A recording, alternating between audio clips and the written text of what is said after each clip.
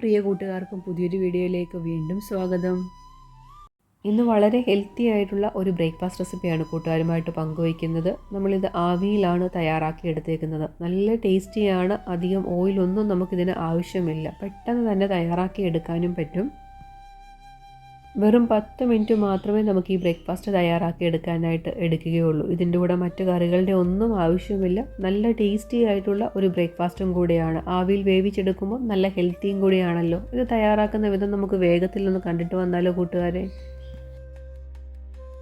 ഈ ഒരു പലഹാരം തയ്യാറാക്കി എടുക്കുന്നതിന് വേണ്ടിയിട്ട് നമുക്ക് അരിപ്പൊടിയാണ് ആവശ്യം. ഞാനിവിടെ ഒരു 1.25 കപ്പ് അളവിൽ അരിപ്പൊടി ഈ ബൗളിലോട്ട് ഇട്ട് കൊടുത്തിട്ടുണ്ട്. നമ്മൾ ഇടിയപ്പമൊക്കെ തയ്യാറാക്കി എടുക്കുന്ന ആ ഒരു വറുത്തിട്ടുള്ള അരിപ്പൊടി തന്നെയാണ് എടുത്തേക്കുന്നത്. ഇതിലോട്ട് ആവശ്യമായിട്ടുള്ള ഉപ്പ് നമുക്ക് ചേർത്ത് കൊടുക്കണം. 1 ടീസ്പൂൺ അളവിൽ ഗീയും കൂടെ ചേർത്ത് കൊടുക്കുന്നുണ്ട്. ഈ 1 ടീസ്പൂൺ ഗീ മാത്രമേ നമ്മൾ ഈ പലഹാരം തയ്യാറാക്കി എടുക്കാനായിട്ട് ഉപയോഗിക്കുന്നുള്ളൂ. ഗീ ചേർത്ത് കൊടുക്കുമ്പോൾ പലഹാരം നല്ല സോഫ്റ്റായി കിട്ടും. അതുപോലെ തന്നെ നല്ല ടേസ്റ്റിയുമായിരിക്കും. ഇനി നമുക്കിതൊന്ന് മിക്സ് ചെയ്തെടുക്കാം. ഈ ഗീയും ഉപ്പും ഈ അരിപ്പൊടിയുടെ എല്ലാ ഭാഗത്തും എത്തത്തക്ക രീതിയിൽ നമുക്കൊന്ന് മിക്സ് ചെയ്തെടുക്കാം. ഇനി ഇതിലോട്ട് നല്ല തിളച്ച വെള്ളമാണ് ചേർത്ത് കൊടുക്കുന്നത്. ഞാൻ 1.25 കപ്പ് അളവിൽ അരിപ്പൊടി എടുത്തതുകൊണ്ട് അതേ സെയിം അളവിൽ തിളച്ച വെള്ളമാണ് ഇതിലോട്ട് ഒഴിച്ചു കൊടുക്കാനായിട്ട് പോകുന്നത്. വെള്ളം കുറേശ്ശെ ചേർത്ത് കൊടുത്ത് നമ്മൾ ഇടിയപ്പമൊക്കെ കുഴച്ചെടുക്കുന്ന ആ ഒരു പരുവത്തിൽ കുഴച്ചെടുക്കണം. ഓരോ അരിപ്പൊടിയിലോട്ടും ചേർത്ത് കൊടുക്കുന്ന വെള്ളത്തിൻ്റെ അളവിന് വ്യത്യാസം വരും. അപ്പോൾ കുറേശ്ശെ വെള്ളം ചേർത്ത് കൊടുത്തിട്ട് നമുക്ക് കുഴച്ചെടുക്കാം.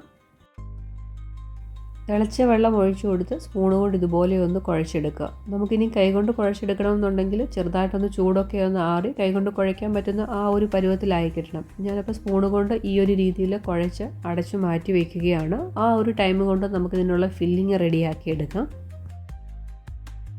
മധുരം വെച്ചിട്ടുള്ളൊരു ഫില്ലിംഗ് ആണ് നമ്മളിതിന് കൊടുക്കുന്നത്. അതിന് വേണ്ടിയിട്ട് 1 കപ്പ് തേങ്ങ ചിരകിയതും 1/4 കപ്പ് അവലുമാണ് എടുത്തേക്കുന്നത്.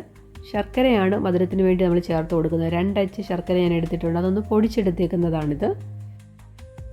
ശർക്കരയൊന്ന് ഉരുക്കി അരിച്ചെടുക്കുന്നുണ്ട്. കാരണം മണ്ണൊക്കെ ഉണ്ടെന്നുണ്ടെങ്കിൽ അരിച്ചെടുത്തിട്ട് നമ്മൾ തയ്യാറാക്കി എടുക്കുന്നതാണ് നല്ലത്. അതിലോട്ട് ഞാനൊരു 1/2 കപ്പ് അളവിൽ വെള്ളം കൂടെ ചേർത്ത് കൊടുത്ത് ശർക്കരയൊന്ന് ഉരുക്കിയെടുക്കുകയാണ്. മണ്ണൊന്നും ഇല്ലാത്ത ശർക്കരയാണെന്നുണ്ടെങ്കിൽ നിങ്ങൾക്ക് പൊടിച്ചിട്ട് തന്നെ ചേർത്ത് കൊടുക്കാവുന്നതേ ഉള്ളൂ ഡയറക്റ്റായിട്ട്. ശർക്കരയെല്ലാം ഉരുകി കിട്ടിയിട്ടുണ്ട്. നൂൽപ്പരുവൊന്നും ആകേണ്ട ആവശ്യമില്ല. ഇനി ഞാൻ ഇതൊന്ന് അരിച്ചിട്ട് അതേ പാനിലോട്ട് തന്നെയാണ് ഒഴിച്ചു കൊടുക്കുന്നത്. ആദ്യം നമ്മൾ തേങ്ങയാണ് ചേർത്ത് കൊടുക്കുന്നത്. തേങ്ങയിലുള്ള വെള്ളമൊക്കെ ഒന്ന് വറ്റി ചെറുതായിട്ടൊന്ന് ഡ്രൈ ആയി വരുമ്പോൾ മാത്രമാണ് അവൽ ചേർത്ത് കൊടുക്കുന്നത്. അവൽ ഉണ്ടെങ്കിൽ ചേർത്ത് കൊടുത്താൽ മതി, ഇല്ലെങ്കിൽ കുഴപ്പമൊന്നുമില്ല. അവലൂടെ ചേർത്ത് കൊടുക്കുമ്പോൾ ആ ഫില്ലിങ്ങിനൊരു പ്രത്യേക ടേസ്റ്റും കൂടിയായിരിക്കും.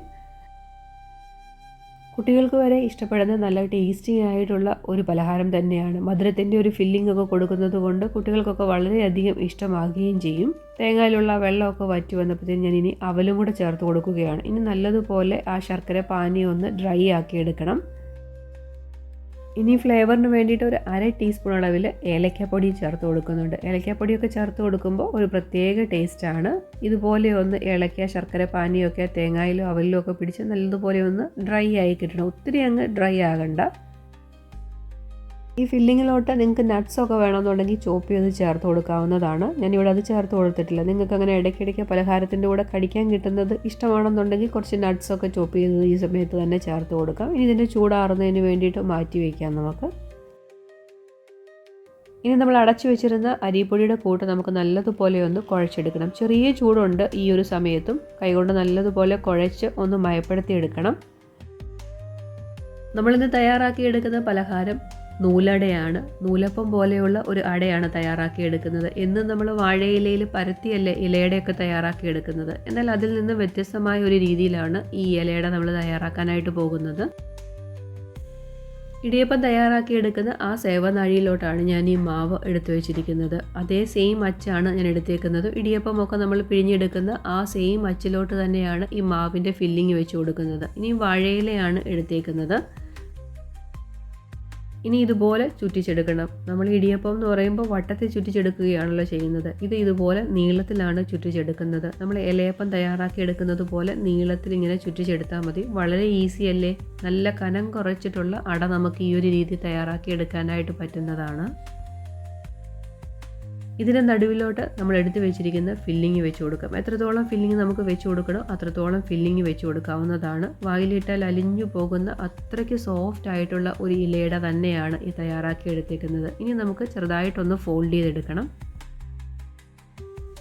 മടക്കിയെടുക്കുമ്പോൾ നമ്മൾ ചെറുതായിട്ടൊന്ന് മടക്കിയെടുക്കാവൂ, ഒത്തിരി അങ്ങ് ബലം കൊടുക്കരുത്. കാരണം നേരിയതായിട്ടുള്ള നൂലാണല്ലോ ഈ സേവനാഴിയിലൂടെ നമ്മൾ പിഴിഞ്ഞെടുത്തേക്കുന്നത്. അപ്പോൾ അങ്ങനെ ആകുമ്പോൾ എല്ലാം കൂടെ ഒരുമിച്ച് കുഴഞ്ഞു പോകും. ചെറുതായിട്ടൊന്ന് അമർത്തിയെടുത്താൽ മാത്രം മതി. ഇങ്ങനെ നമുക്ക് ബാക്കിയുള്ളവയും തയ്യാറാക്കി എടുക്കാവുന്നതാണ്. ഈ ഒരു രീതിയിൽ കൂട്ടുകാർ ഇലയട തയ്യാറാക്കിയിട്ടില്ലെങ്കിൽ ഒന്ന് തയ്യാറാക്കി നോക്കണം. ഫില്ലിംഗ് ഒക്കെ നമുക്ക് ഇഷ്ടമുള്ള രീതിയിൽ തയ്യാറാക്കി തന്നെ ഇത് തയ്യാറാക്കാവുന്നതാണ്. നല്ല ടേസ്റ്റി ആയിട്ടുള്ള ഒരു നൂലപ്പം ഇലയടയാണ് കൂട്ടുകാരുമായിട്ട് ഇത് പരിചയപ്പെടുത്തിയിരിക്കുന്നത്. ഇഷ്ടപ്പെടുകയാണെങ്കിൽ ഈ വീഡിയോ ഒന്ന് ലൈക്ക് ചെയ്ത് സപ്പോർട്ട് ചെയ്യാൻ മറന്നു പോകരുത്. നമ്മൾ സേവനാഴിയിൽ പിഴിഞ്ഞെടുക്കുമ്പോൾ നല്ല നേരിയതായിട്ട് കനം കുറച്ച് തന്നെ നീളത്തിൽ ഇങ്ങനെ പരത്തിയെടുക്കണം, അല്ലാന്നുണ്ടെങ്കിൽ കട്ടി കൂടി പോകും.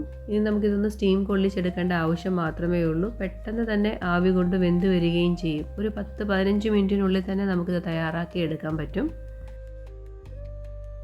ഇനി ഇതൊന്ന് സ്റ്റീം കൊള്ളിച്ചെടുക്കേണ്ട താമസം മാത്രമേ ഉള്ളൂ. പെട്ടെന്ന് തന്നെ വെന്ത് റെഡിയായി കിട്ടുകയും ചെയ്യും. നമുക്കിനി അടച്ചു വെച്ചിട്ട് ഇതൊന്ന് വെന്ത് വരുന്നത് വരെ വെയിറ്റ് ചെയ്യാം. ഏകദേശം ഒരു 15 മിനിറ്റ് മാത്രമേ എടുക്കത്തുള്ളൂ നമുക്കിതൊന്ന് തയ്യാറായി കിട്ടാൻ.